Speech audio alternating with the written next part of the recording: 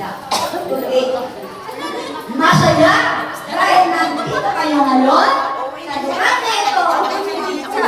Sabi niya sa ate niya, tapos na daw ulan.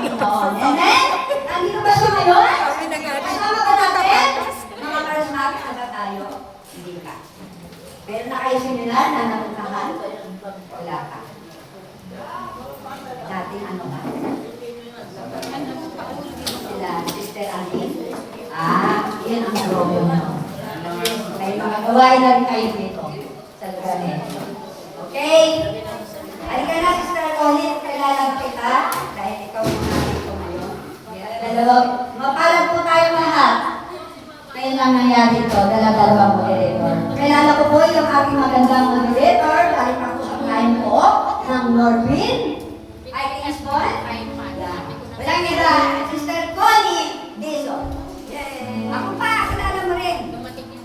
At kasama ko naman po ang ating magandang moderator, magandang lola, si Inang Mel Narido. Yan. Palakpakan naman natin ang ating buhay na kanina.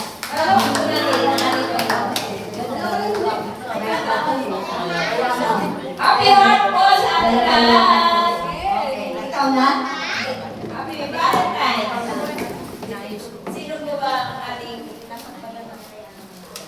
sige, mag-ano ka muna ng aliw-aliw ka muna. Hindi po. Hindi po. Dami ka pa magkapit.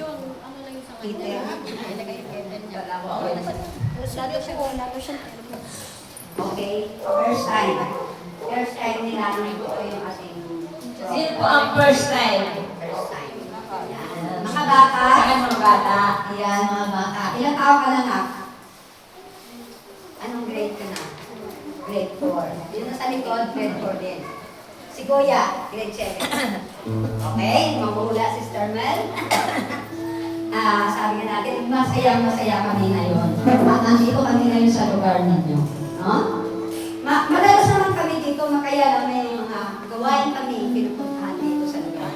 Kaya lang sa lugar din namin, dito kami nakapunta. Sa susunod na lang siguro. Mayroon po kami mga gawain, kapraga, family prayer gathering na yun ay pang-pamilya. Pero sabi natin, siguro sa susunod, kayo naman ang aming pupuntahan. Okay, masaya ba tayong lahat? Okay. May hinihintay pa rin tayo, no? May hinihintay tayo, Sister Jen. Hintayin pa natin. Anong gagawin natin? Magsisimula na? Magsisimula na tayo? Asan ang ating tulong likod? Para patuloy pa rin kami ni Sister Connie rin mga salita. Kasi hindi kayo walang salita. Amen? Ayoko, ha?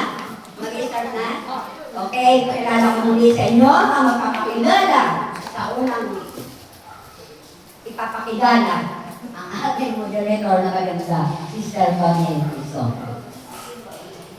Okay, prayer. Ngayon po, para po tayo ay maging mag-akumpay ang ating gawain, kailangan mauna po ang ating pagdarasal. Ang presensya ng ating Panginoon ay ating gamuhin.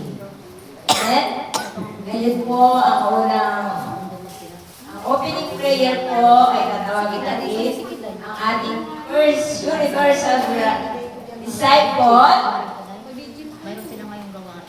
ang ating ina sa Bagong Jerusalem, Inang Jenny Alcobendas. Palakpakan natin ang ating Panginoon.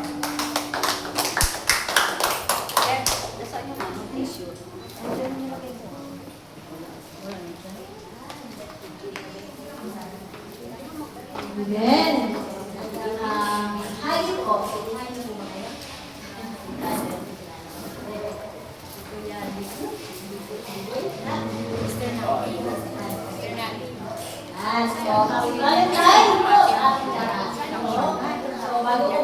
Bago tayo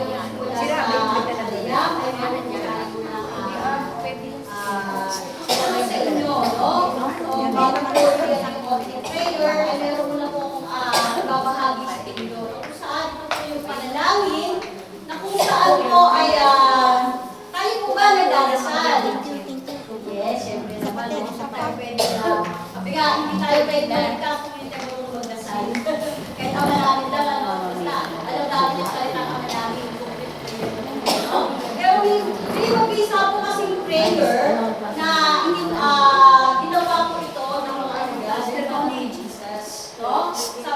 yung prayer po na ito ay isang mabisang panalangin. No?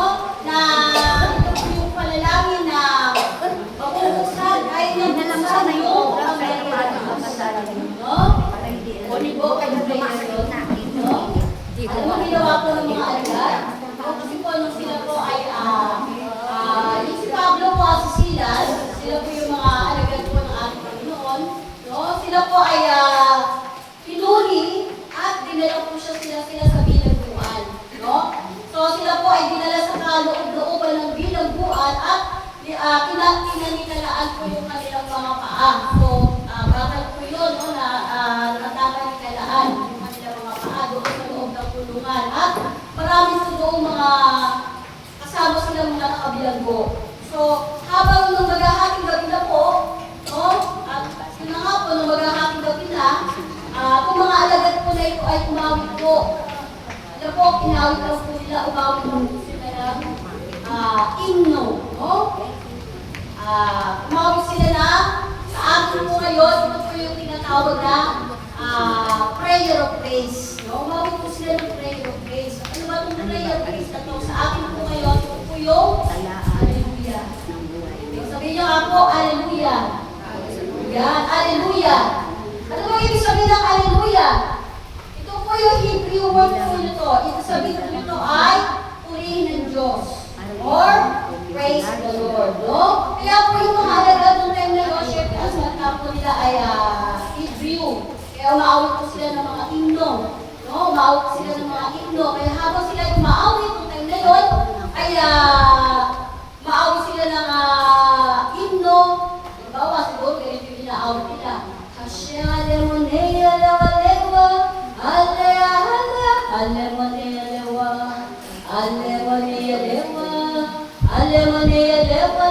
Yan po prayer of praise. So, binigyan po kasi ni Lord ng kapangyarihan yung aking wika para magsalita ng ibang wika, no? Or wika kaloob ng Holy Spirit. So, umawit po sila ng mga himno, no? Sa pamamagitan ng pagpupuri sa Diyos, no? At nung habang sila po umaawit, nung ating gabi na yun, ay bigla na lang po nagkaroon ng malakas na lindol, no? Lumindol na napakalakas. Pero kakaibang lindol yun, no? Kasi yung lindol na yun, parang ang intensity nandun na sa bilangguan. No? Kasi po, nung lumindol na napakalakas, ay nawasak or nanyanig yung pundasyon ng bilangguan at nakalag po yung kanilang mga tanikala at nabuksan po yung pintuan. No? Kaya po sila po ay nakalaya kasama ng mga kasamahan nilang mga bilanggo. No? Kaya nga ibig sabihin, ito po yung prayer na napakabisa. Yung mawawit lang sila ng himno. Mawawit lamang sila ng Hallelujah. No? Kaya nabuksan na yung kapangyarihan ng Diyos, no? Dahil nag-create ito ng lindol para sila ay makalaya. Amen ba?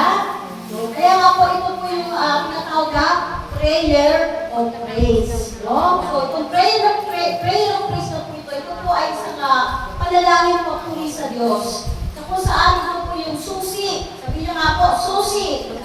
Yan. Susi. Ito yung key to unlock the power of God. No? Kapag tayo po ay maawit ang papuri sa Diyos, ay nabubuksan po yung durungawan ng langit at bumubuhos yung kapangyarihan ng Diyos. Amen ba? Amen. So kaya nga po ngayon ay bago po tayo mamaya bago tayo mapunta sa pag-awit ng Hallelujah, ay tuturuan muna namin kayo na umawit ng Hallelujah. Diba? Kinakanta naman natin yan sa pag nagsisimbat tayo, di ba? Na, di ba, maawit tayo ng Hallelujah sa opening prayers, pag nagsisimbat tayo, di ba? So, kaya niyo bang gawin yun na umawit tayo ngayon ng Hallelujah? Sige nga po, try po na natin. Hallelujah! Sige nga po. 1, 2, 3. Hallelujah!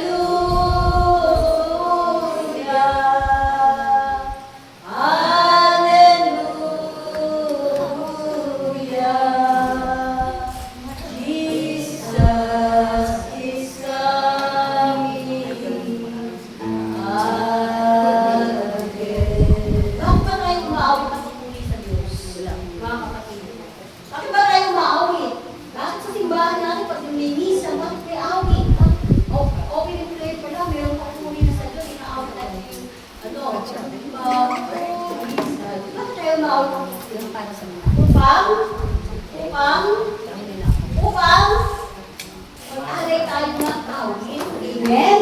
No? Inaalay natin para bang inaaralan natin ng Diyos. Amen ba? No? Ba masarap pag ano na, di ba kayo mami nung dalaga pa kayo? Naranasan niyo bang haranahin?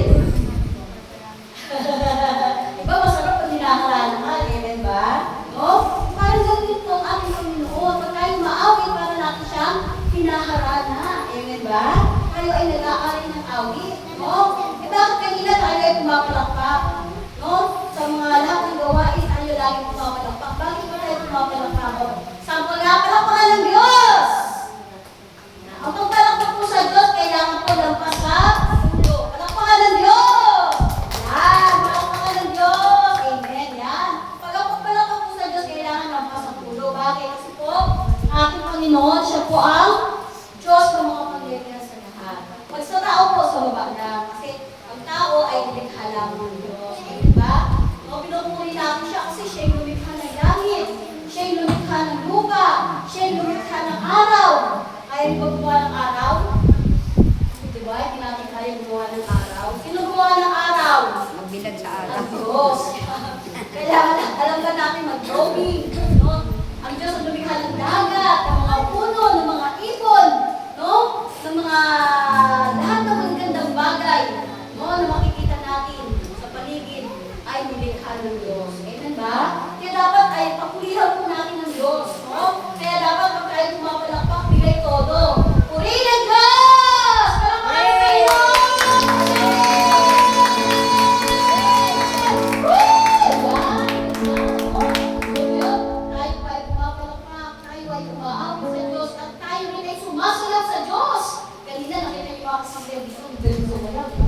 So, bakit naman tayo sumasayaw sa Panginoon?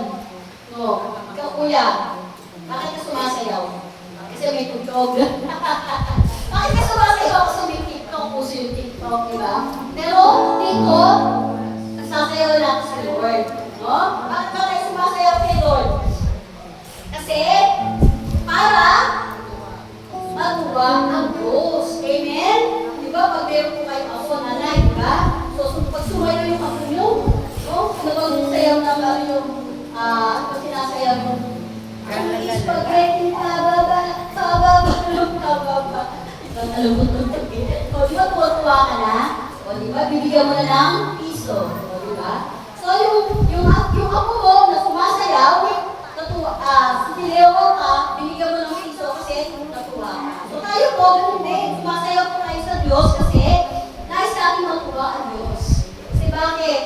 Kasi nga yung Diyos parang hindi na natin parang madalas, lagi na natin nasasaktan ng Diyos. Pag tayo nagkakamali, nagpupula, di ba? So, mano naman na minsan, pag tayo ay sumayaw, mapapasaya natin ang Diyos. Di ba? O kaya pag tayo sumasayaw sa Diyos, ay natutuwa ang Diyos. No? Kasi ina-offer natin yung sa Kanya.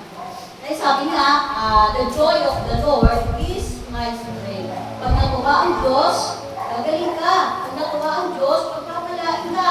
Pag natuwa ang Diyos, hilingin mo na kung ano yung gusto mong hilingin. Dahil answer prayer ka na. Amen ba? Amen! Palakpakan po natin ang malakas! Ang ating Panginoon kay Siyempre! Woo! So yun na nga po, kumakata tayo sa misa. Diba? Sabi natin, Hallelujah! Hallelujah! Hallelujah! Lagi natin inaawit yan. No? Kasi mamaya, gagawin-ulit natin yung salitang yan para yung mga dila po natin magpalain ng Lord. Amen? Dahil habang paawit po tayo ng papuri, yung iba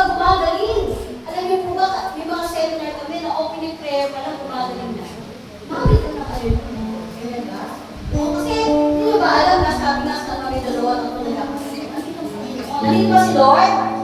Amen. Nandito si Lord. Kaya pag pinupunin natin siya, no, ay nare-release yung kapangyarihan ng Diyos. Nagulad yung mga alagad ng ina. So, nakinuwento ko nga, no, si Pablo at si Silas, umawit lamang sila ng prayer of praise, tapos sila ay nasa bilangguan ay lumindol ng napakalakas at sila ay nakalaya. Amen? So, pag tayo mag-aawit ng Hallelujah, ayun, no? Ay, maaaring po sa iyong pag-awit, yung sa iyong pagbibigay ng papuri sa Diyos, ay answer prayer na po tayo. Amen ba? O, meron tayong mga kahilingan. Amen ba? So, kaya sa aking panalangin, sa aking papuri, ay ano man yung hinihiling natin, kagalingan, kalakasan ba, pagpapala ba, lahat yan, alam ng Diyos yan. Bibigay ba yan ng ating Panginoon? Bibigay ba yan, mga kapatid? Amen! Palakpakan mo natin ang lakas ng ating Panginoon. Okay, so makakapag tayo. Hallelujah, hallelujah, hallelujah,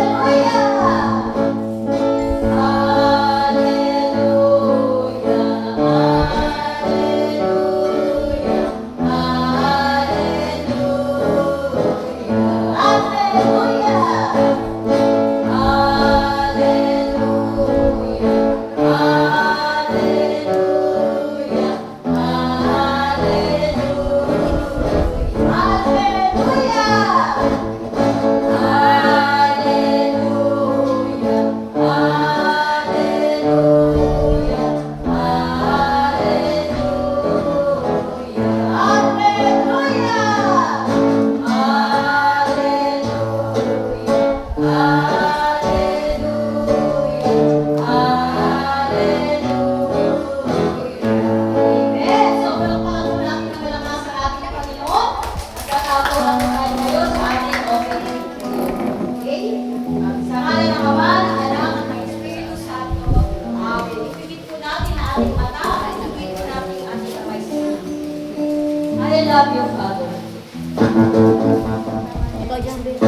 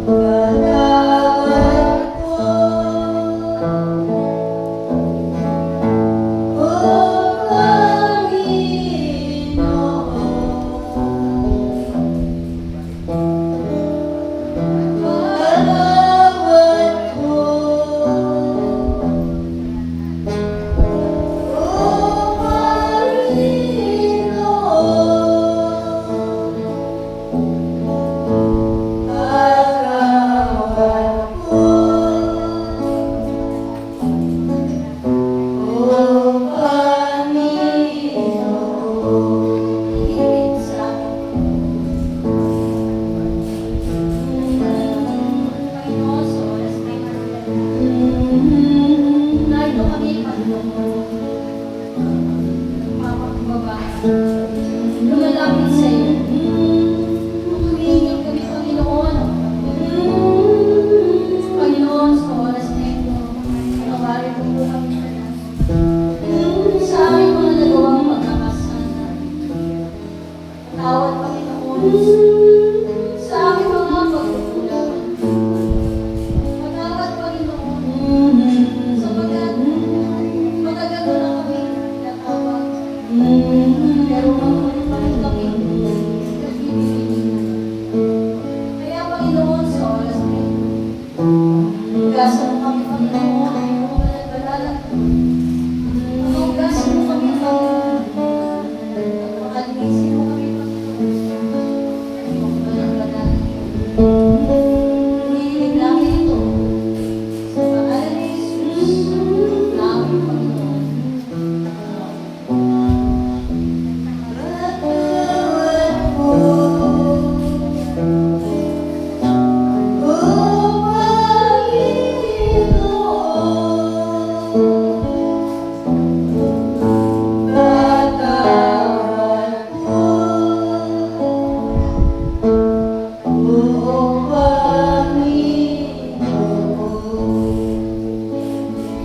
Come, Holy Spirit.